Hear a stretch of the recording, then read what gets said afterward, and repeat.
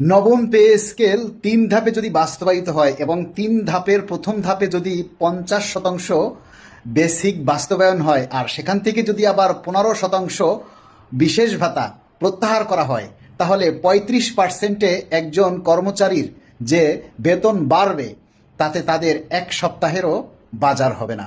মধ্য থেকে দ্রব্যমূল্যের দাম বাড়বে আরেক দফা। মূলত তাকে এই 1 বছরই এই যন্ত্রণাটা এবং এই অভাব অভিযোগটা বহন করে চলতে হবে। দ্বিতীয় ধাপে 1 বছর পর যখন আবার 100% বাস্তবায়ন করা হবে, মূলত আমাদের বেসিক বাস্তবায়ন হবে 85%, কারণ 100 ভাগ বেতন থেকে 15% কিন্তু আগেই প্রত্যাহার করা হচ্ছে। সুতরাং 100 ভাগ বেসিক বাস্তবায়ন হলেও কিন্তু আমরা মূলত পাচ্ছি 85%। তারপরও আমাদের কর্মচারী মনুরা সবাই চুপচাপ।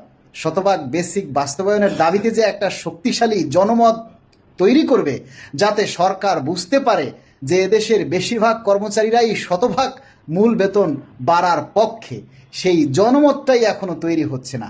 এ থেকে সরকার অনুমান করছে যে এদেশের বেশিরভাগ কর্মচারীদেরই আসলে পে স্কেলের দরকার নেই।